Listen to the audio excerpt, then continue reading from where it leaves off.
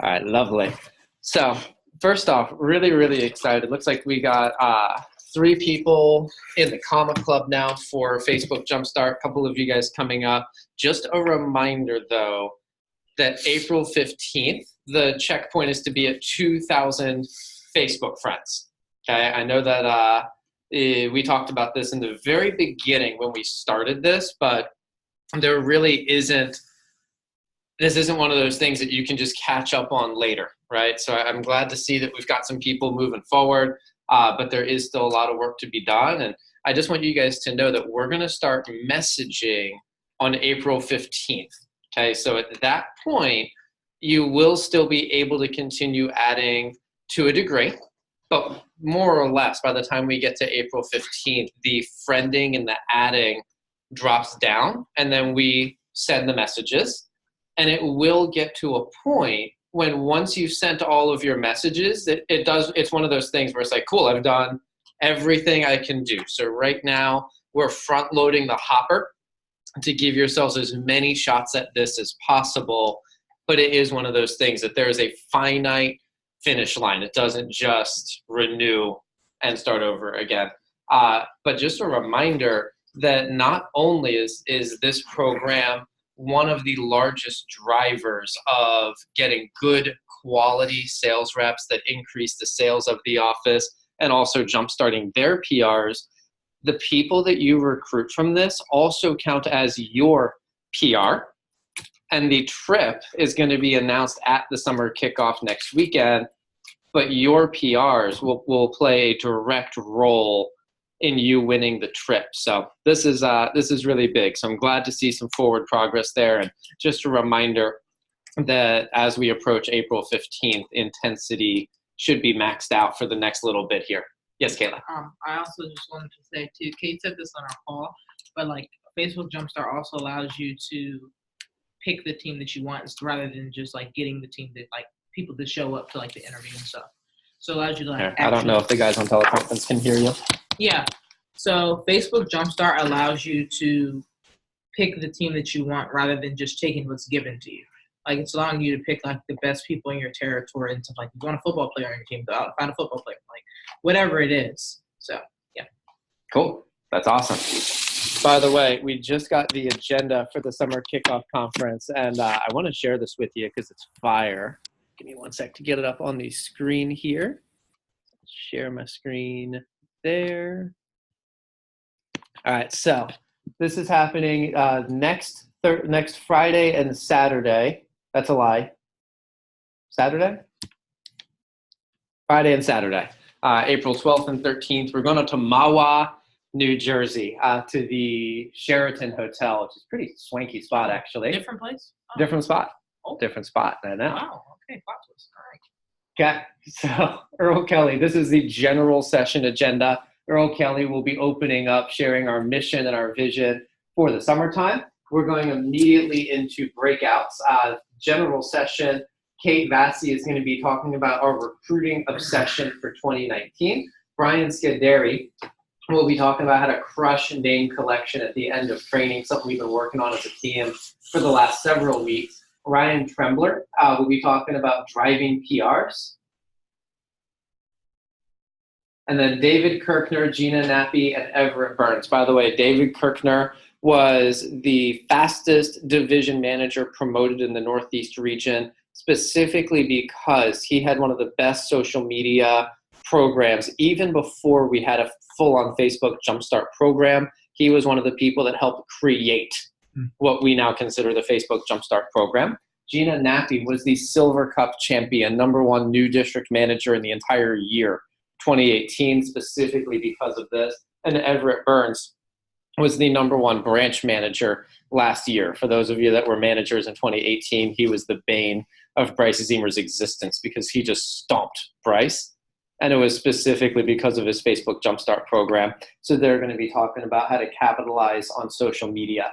Let's see. After that, we have a celebration dinner.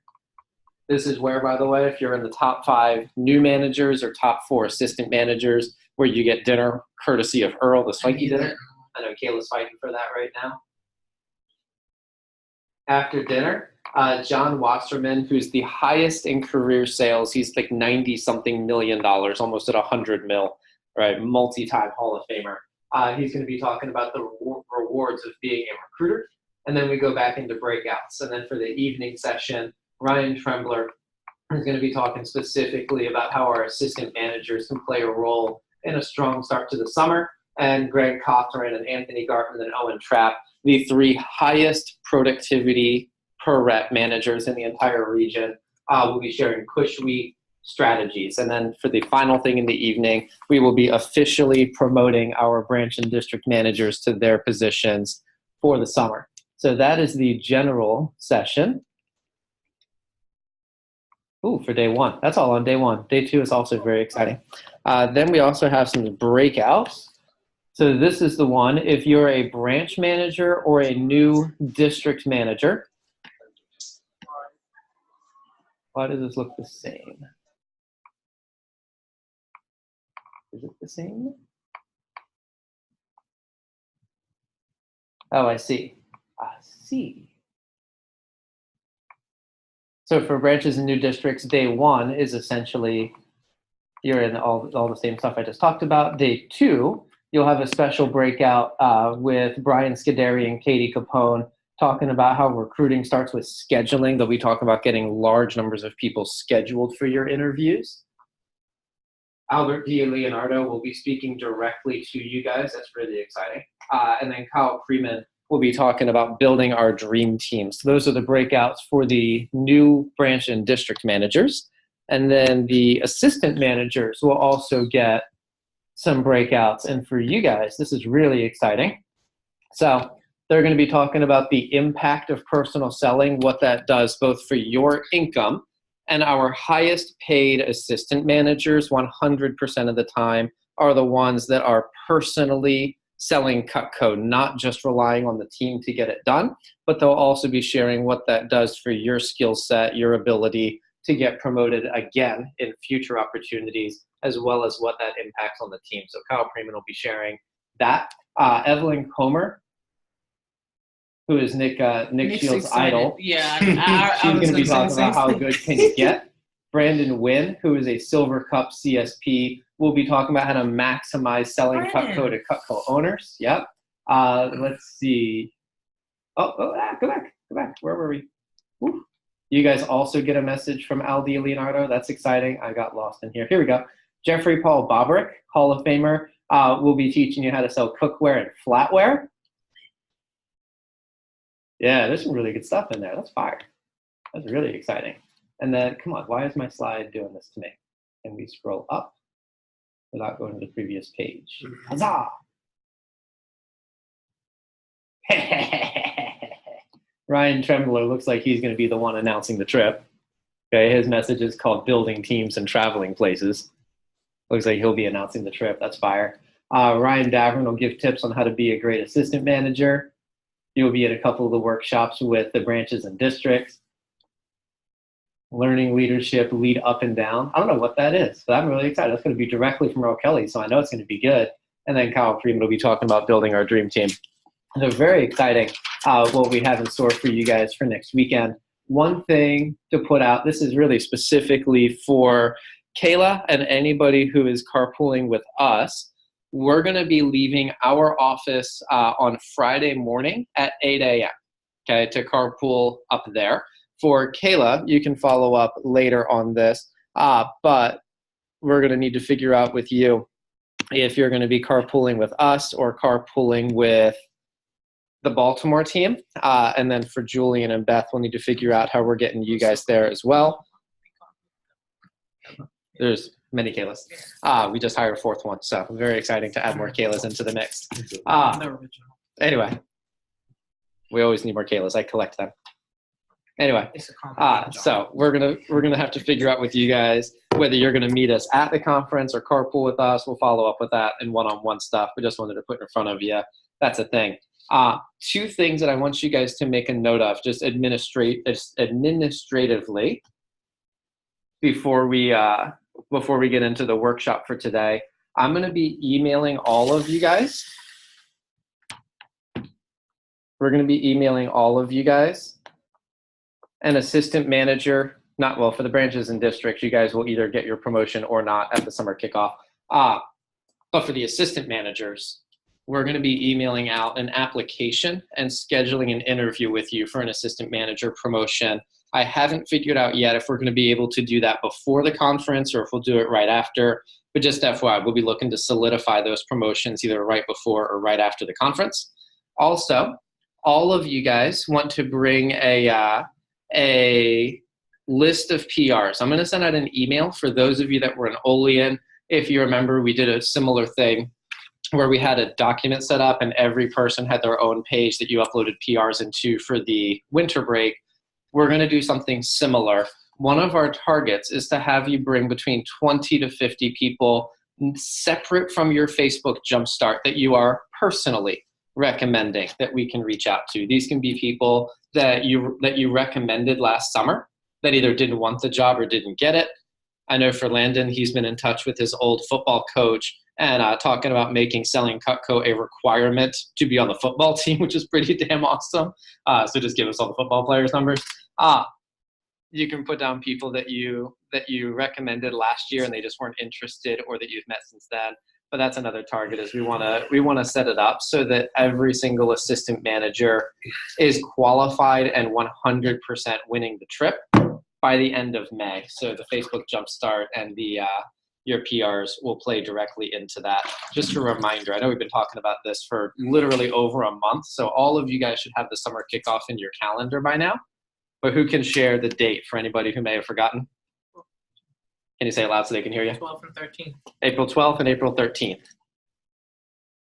Just noticed that we Yeah. forget All right, so those are the two administrative things. So there's going to be an application and interviews for assistant manager promotions as well as PR list that we're going to send out an email and ask you guys to fill that thing up. So let me go ahead and get into the workshop with you guys. And I'm going to ask you to have some notes handy. What we're going to be talking about today is how to measure your success. How to measure success. And I'll be sharing the secret technique to maximizing your team's potential. Okay, the reason I wanted to share this is that all of us, just as humans, we have a tendency to feel how things are going. And usually the way we feel is not accurate if you look at the numbers.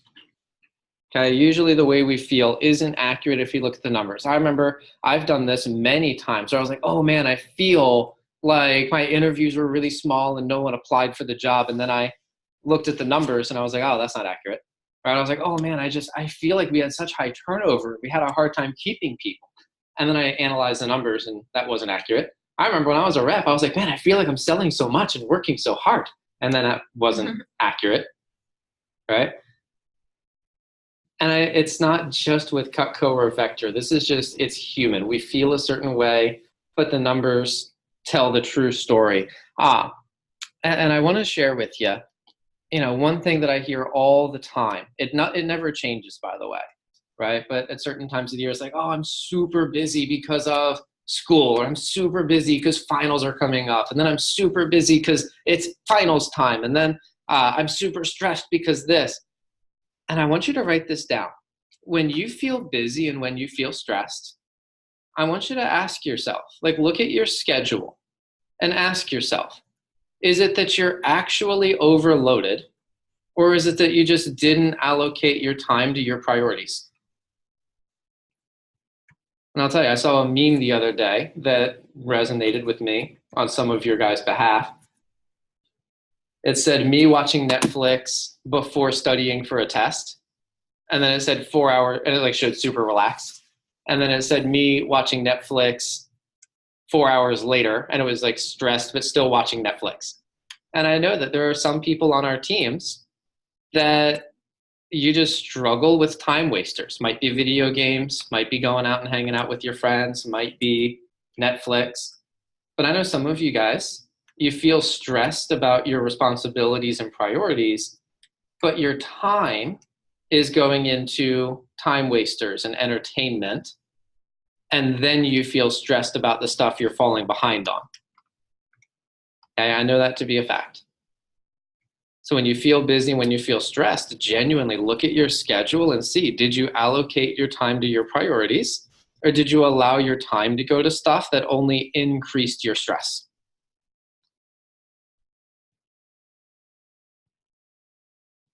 I see a lot of times sales reps are like, oh, well, all my appointments got canceled or rescheduled. I see managers who are like, oh, well, no one showed up to my interviews. And the real thing you should be asking yourself is, did you have enough people scheduled?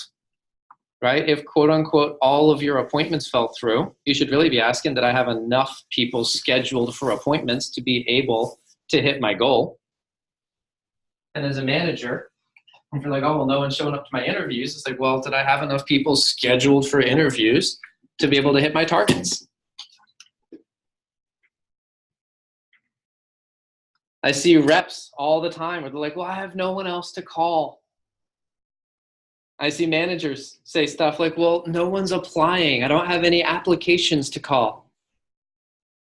And what you should really be asking yourself is, did you put out enough advertising? Did you send out enough messages? As a sales rep, did you get enough names on your list prior to the phone jam? Right? Challenges will always present themselves. But if you look at it, you can always find out what's causing that. And there's always a cause that's in our control, right? The only time it gets out of our control is if we wait until after it's an issue. Does that make sense? Yeah, that's what I want you to understand. Like every challenge that you have, we're all going to have challenges, but they're always preventable if we look at our schedule and get on top of it before it's an issue. And I say that because if you notice that you have one of those issues, you got to be honest with yourself, right? It's human to protect ourselves and say, oh, it wasn't my fault. There's nothing I could do about it. That is the human thing. It's a self-preservation thing. But you have to be able to be honest with yourself. And instead of saying, oh, well, no one came in and I didn't have anyone to call and I was too busy, I was too stressed. You got to be able to really say, look, here's where I could have prevented that. And here's where I can fix it. And you have to be able to make those adjustments, right? Especially as we get into the summer. The opportunity is bigger, but we will have to overcome bigger challenges too, right? If you're expecting the summer to just be easy and you're going to get rich. Yeah, that's the answer. That's the answer. Okay. So here's what I want you guys to really take down. I haven't decided yet, but I think I'm going to have all of you, if you're going to be on the leadership team this summer, I'm going to have all of you guys read the 10X rule if you haven't already prior to the first day of the summer. But I'm going to tell you from the book, there are two things I want you guys to take. Number one, the number one reason that most people miss their goals and fall into mediocrity is simply that they underestimated how much effort is required to be successful.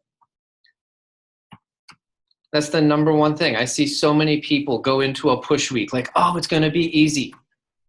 And I'll tell you, we experienced that for everybody who is in Leadership Academy in December.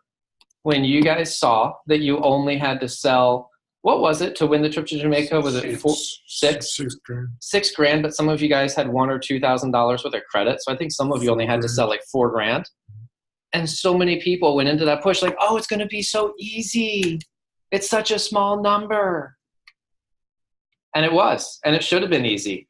But because so many of our people underestimated how hard they would have to work, and they kept telling themselves the stories, it's going to be easy. It's an easy shoe-in, right? Because that happened, every single one of our candidates was like down to the wire, right? The final day, getting desperate, trying to close deals to win the trip to Jamaica. And it should have been easy. That's okay. It is what it is. I'm glad that most of you squeaked it in, but that's not how you want to do everything, right? The number one reason that happened is that we simply underestimated the challenge of how many appointments you were going to have to do, and that sometimes things don't go to plan. Okay, so I'm going to tell you right now, when you see the contest for this trip, and I still don't know the destination, that is true, but I do know the contest. I'm not allowed to leak it to you. I'm not allowed. But here's what I'll tell you. You're going to hear it and be like, that's so easy. And it should be. But if you underestimate how much effort is required, it won't be easy, right? If you attack it instead, like, all right, this is what I need to get. I need to do everything it takes to hit that target ASAP. If you attack it, it should end up being easy. But if you approach it like, oh, it's easy, I don't even need to work hard, it's not going to be easy. Okay, and I'll tell you, I don't want to leave any of you guys back in America when we go wherever we go, right? But that could end up happening. So the first mistake that people make is they underestimate how much effort is required to actually hit their target. The second thing I want you guys to know from the book is that the definition of average, okay, the original meaning of the word average used to mean damaged goods. It was when you would go to the market and you would have the good meats, and then the average ones were the ones that were already starting to go rotten. All right, you would go to the market and you'd have the good fruits, and then you'd have the average ones, which are the ones that had bruises and bugs in them.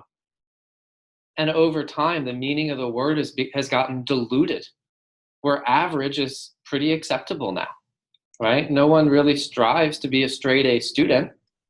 They just strive for mediocrity, which is passing, right? Most people don't strive to be excellent in their sports or their clubs or their jobs or whatever. Most people, if you look at your friends, they show up to work, they complain when they have to go, they complain when they're at work, and then they complain when they get home, and then they wonder why they're underpaid. Right? They wonder why they're underpaid. What Grant Cardone says, first off, the word average, you should substitute in the word mediocre, because it means literally the same thing, it just feels worse. Right? So whenever I think about average, I think about mediocrity, because no one wants to be mediocre, but that is what average is. What Grant Cardone says that I love, he says, anybody who encourages me to do less is not my friend. Anybody who encourages me to do less is not my friend. And I'll tell you, you're going to have friends this summer. You've already had them where they're like, oh, don't work so hard. Come hang out, right? Oh, you can do that tomorrow. Like, come out with us. Your mom will be like, oh, honey, you look so tired. Just sleep in. Take the day off. You've earned it. But if you look at your bank account may tell you that you haven't earned it and probably need to be working even harder than you are. All right? At the end of the day, your friends and your family, they care about you. They love you. They tell you to slow down and take time off because they like you. You have to realize it comes from a place of they like you. But that doesn't necessarily mean their advice is going to lead you down a path of being ultra successful. Their advice will lead you down a path of being exactly as successful as they are.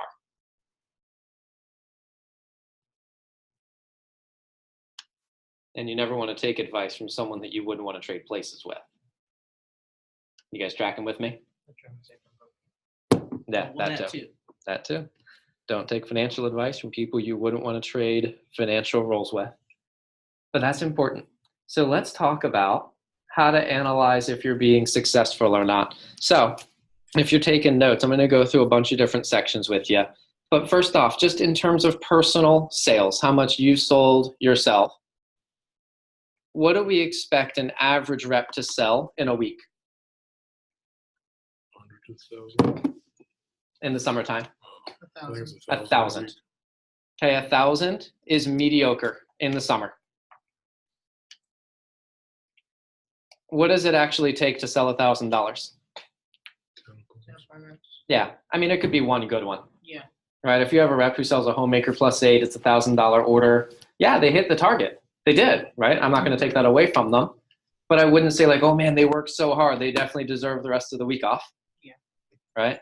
But you can sell $1,000 in one good appointment. By the way, the national average order as of today, that's a lie, but as of yesterday, I looked at it yesterday, it's now $375.43. When I started, it was $247.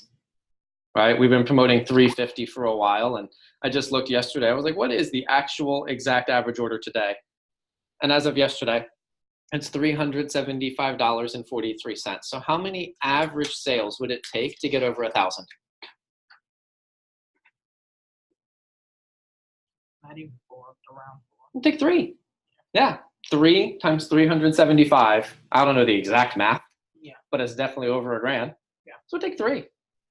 So yeah, what I would tell you, and if you want to write this down, if you want to guarantee someone $1,000, right? Your mediocre reps, they'll be like, oh yeah, I can sell a homemaker set for sure. That's easy. And then they don't do it because they only book 2 appointments and they don't sell a homemaker and then they fail. Right? A lot of your mediocre reps, they say, oh, well, 375, I can definitely sell 3 average orders. I just need 3 appointments. It's easy. And then they have 1 no sale and they fail. So if you want to make sure that you're going to sell $1,000 no matter what, a couple of you guys said it earlier, but yeah, you need 10 appointments. You schedule 10. I guarantee you a couple are going to get canceled or rescheduled. A couple of them are going to be no sales. You might have $1,000 order in there. If that happens, great, right? But even if you don't have an above average performance, 10 scheduled appointments should create $1,000 week in, week out consistently. But again, a lot of people underestimate, like, oh, 10 appointments, I can definitely do that. That's easy. What does it actually take to schedule 10 appointments? How many phone calls? Was it? Mm-hmm. Yeah, it takes 100. Takes 100 phone calls. Now, when I was a rep, I used to make 100 phone calls in 3 hours. And if you're good at making phone calls like that, you could do it. But for most reps, the majority of your reps, they're only making between 30 and 50 phone calls at a phone jam. And if they make 30 calls on Sunday and 30 calls on Wednesday, that's only 60. So for the majority of your reps, now your good ones, they can just bang it out at 1 phone jam and be done. But for your average reps, you need to make sure that they execute Sunday and Wednesday and a makeup time or 2. That's why we run 10X clubs in the mornings during the summer, is to give more opportunities for sales reps to hit their targets. And then if they want to make 100 phone calls for the week, how many people do they need on their list?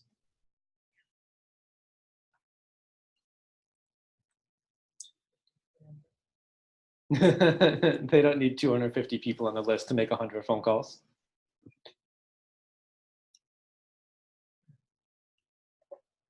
I would say 50. I would say 50 would be the minimum. If they have 50 numbers on their list, they can call the whole list twice and get 100 phone calls out of I it. thought you meant fresh people. But okay.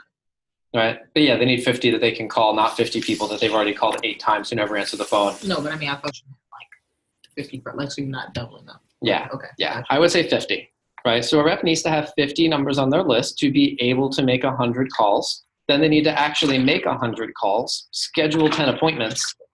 And if they get all that done, then you can pretty reliably say that this person will be selling $1,000. The mistake a lot of reps make is that they underestimate the amount of effort required. And the mistake a lot of managers make is that we let reps off the hook, right? We allow them to cut corners because we're not following up on their targets. That's why using web PDI is so important. But I would say for you personally, you got to make sure that you're setting up a schedule and holding yourself to the actions that are necessary. And then as a manager, we have to hold people to that. By the way, I said this already, but $1,000, like that's what we expect a summer rep to do when there's no classes and right, that's it. We expect 1,000. For your top reps, the ones that either want to be competitive or want to win a scholarship or, you know, they're going after some big goals, the top reps sell $3,000 a week. And the top reps, they triple the numbers. Okay, the top reps triple the numbers. Okay, but I would say $1,000 is what every rep should do. Reps under 1,000 are underperforming. 2,000 is good, don't get me wrong. 2,000 is good. But your people that are like, I want to be nationally ranked, it usually takes about $4 or $5 grand to get on the national report. So your high flyer should be doing 3. Does that make sense? Okay, but we got to make sure that if they have those goals, we get them to it. For your phone jams and your team meetings, you guys may not know these numbers, so I'll give them to you. But as a manager, what percentage of your team should show up to the phone jam?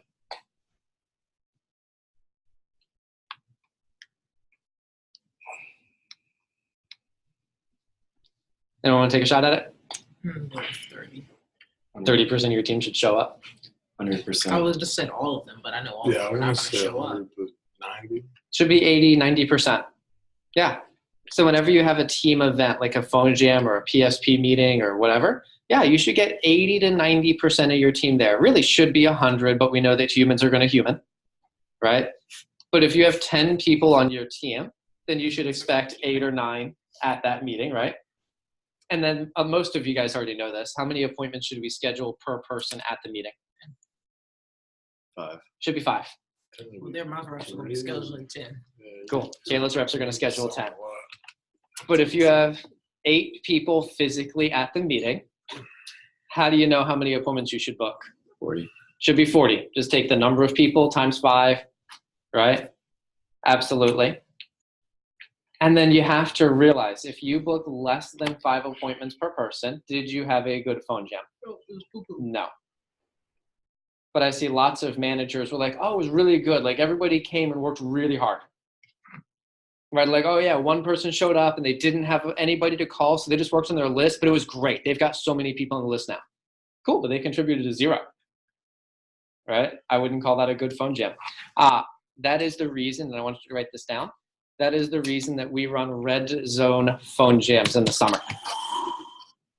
We've started doing that to a degree already to start building the habit. But in the summertime, our deal is that you come in, and if you don't hit your targets, you come back the next day and you finish hitting your target. My preference is that nobody comes in the second day. I prefer that. But the only way to not come in the second day is to hit your target the first time. You guys tracking with me on that? For the interviews, what percentage of your people that you interview should show up to training?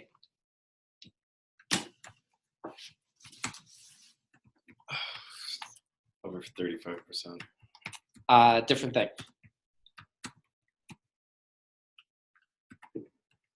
What percentage should show up to training? 75, 80. I wish it was 75, 80. That would be awesome. 40. 40%. Yeah. Yeah, good job, Kayla. Minimum would be 40%, right? Ideally, should be more like 50%. But I would say if you're over 40%, you're pretty solid. Right? But I'll tell you, I've seen lots of managers who are like, oh man, I just ran the best interview ever. It was great. And sometimes it was.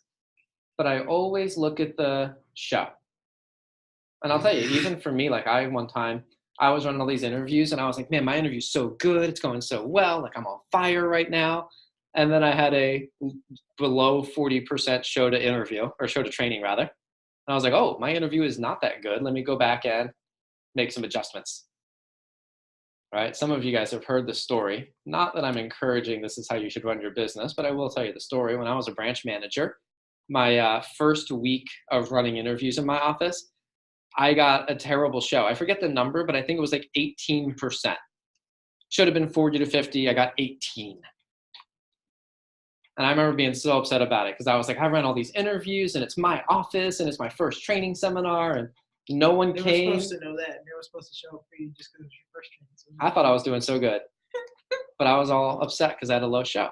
So what I did, I remember this vividly, my office had a liquor store underneath the office. And I remember this vividly because I went downstairs. I bought 2 22-ounce bottles of Bud Light because I didn't have any class back then. Brought them back up to my office, locked the door. And this was back when the interview was 90 minutes long and we didn't have any slides or PowerPoint presentation. I ran 3 consecutive 90-minute interviews. I was in the office until like 1 a.m. just running interviews for 2 empty chairs, making sure I got my interview good again. And then the next week we had an 80-something% show to training. And I couldn't even fit everyone in my office. I had one person who was out in the hallway and 2 people in the closet. I know, most of you guys have heard this story. But I say that, right? Because my interview the first week felt good. My interview the second week was good. You guys tracking with me? All right. And then the last one for PRs. Nick, I'm going to put you on the spot for this one. But when you schedule PRs for interviews, what percentage should show up? 33%. 30, yeah. Should be between 30 and 35% show up. right? That was the number he guessed earlier. And I want you to know those numbers because I'll tell you, if you're a branch manager or a district manager, you have to be able to know your numbers and analyze what is going well that I want to keep doing, what's not going well that we need to make adjustments. And we'll all need to make adjustments throughout the course of the summer, but you have to be aware, right? It's one thing for it to feel good or to feel bad. Sometimes it feels bad, but it's actually not. Actually, Kayla's a good example of this at the end of last summer, of course. At the end of last summer, I asked Kayla, I was like, hey, what'd you do well this summer? She goes like, nothing. I was like, well, actually, let's That's look my at answer every time you ask me any question. I was like, let's look at the numbers. And we identified a couple of things that she had actually been well above average on, but they didn't feel above average. I know all the examples I just gave were kind of negative. I apologize for my whole self. But it is easy to feel like things are going well and they're not. It is also easy for things to be going well and you don't realize they're going well. But that's why we look at the numbers. So this summer, we're going to have daily coaching calls for our branches and districts, and we're going to be looking at the numbers, making sure we're aware not just of how we feel, but what's actually good, what's not, and making adjustments throughout the summer.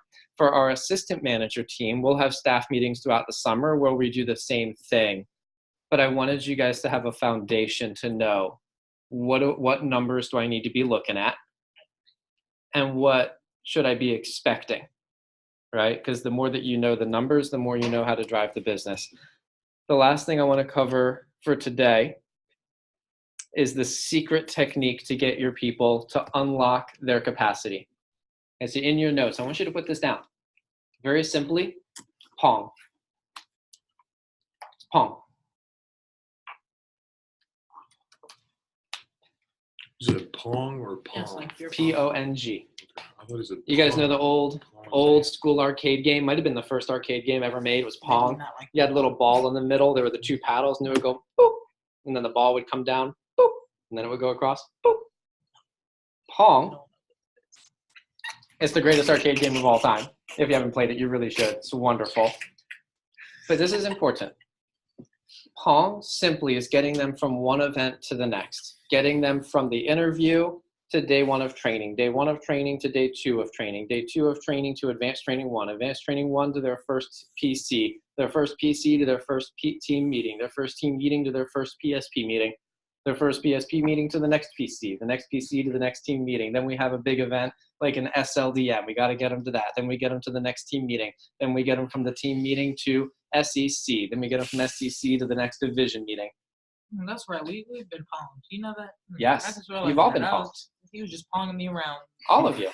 You wouldn't be here if you hadn't ponged. Okay, but there's a saying that 50% of success is showing up. By the way, I will tell you, every single one of you guys have been ponged. Me too. If you hadn't been ponged, you would not be here. Okay, I'm going to give you two examples.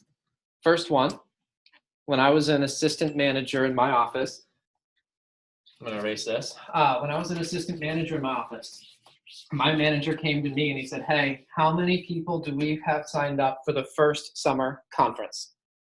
And I gave him the number. And I don't remember what the number was, but whatever the number was, he said, that's not good enough.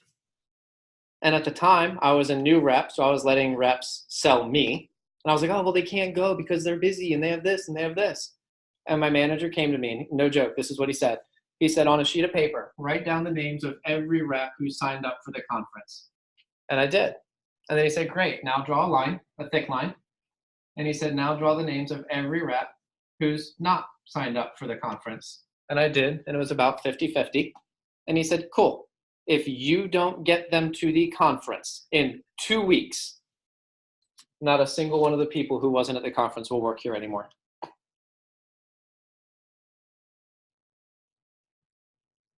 And he said, so it's up to you.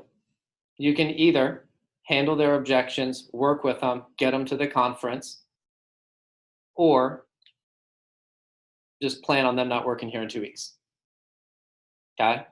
And I hope that that resonates with you guys because it is that big. When we have our conferences and our division meetings and our SLDMs, if we don't get people to the events, they'll quit. They'll quit or they'll just underperform to the point where we ask them to stop working here. But that's what happens.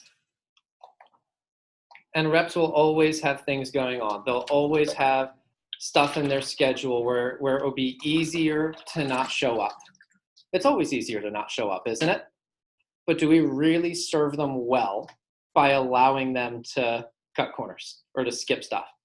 It's not serving them well. Just like an athlete who's like, man, I want to be a starter. I just can't come to this workout. Well, we could let them skip the workout. And to be honest, one might not kill them. But if an athlete skips too many workouts, they're eventually not going to be the star player anymore. They might not even be a starting player anymore.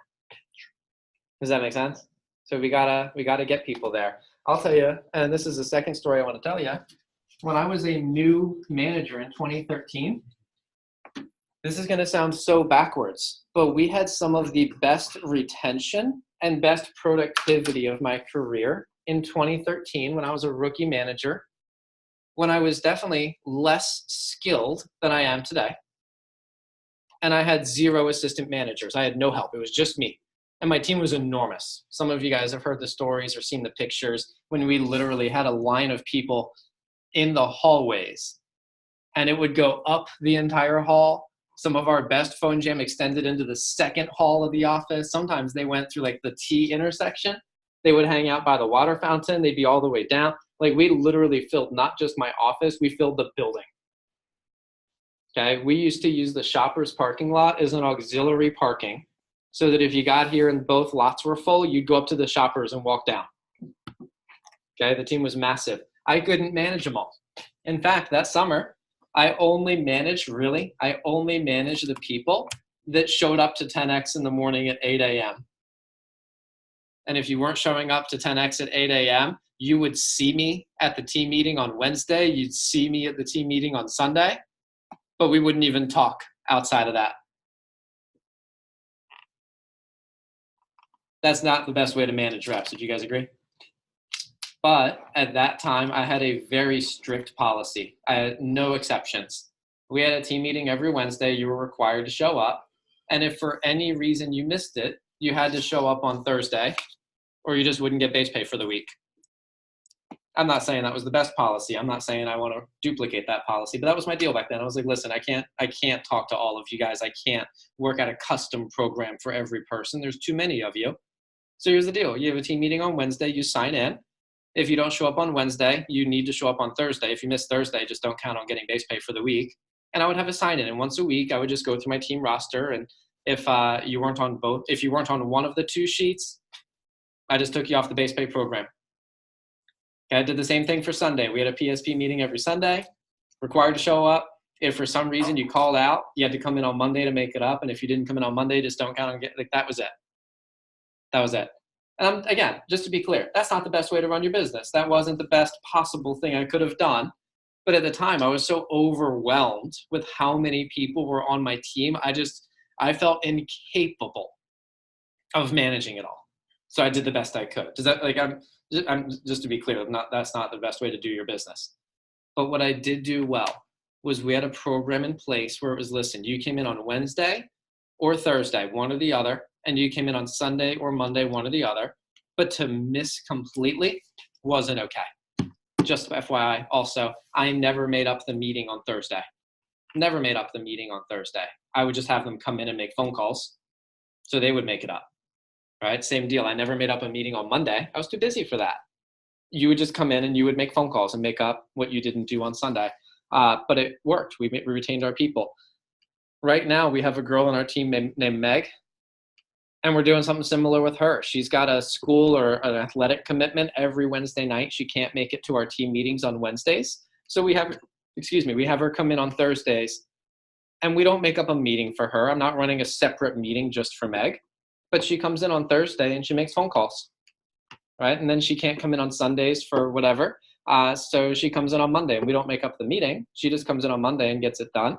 And I'm not saying that's ideal. She's missing all of the training. She's not getting better as a sales rep because she's missing out on the training and the workshops. And, she's going to have her own unique battle to make sure that she gets good. But at the same time, she's been one of our highest producing reps for the last 3 consecutive weeks for the simple fact that even though she misses a Wednesday meeting, we don't allow her to not come in the office and not make phone calls. So just getting people to show up, whether it's to a local meeting or a division meeting or a conference, that alone is the secret to maximizing your people's success. If they miss one event, it'll cut their paycheck in half. If they miss 2 events, you can just erase them off the roster, know that in 2 weeks they'll be gone. So if you want to retain your reps this summer, get them to the events, and that's the best way to love on them. So that said, that is all the information I've got for you for today. If you have any questions, I'm going to stop the recording here.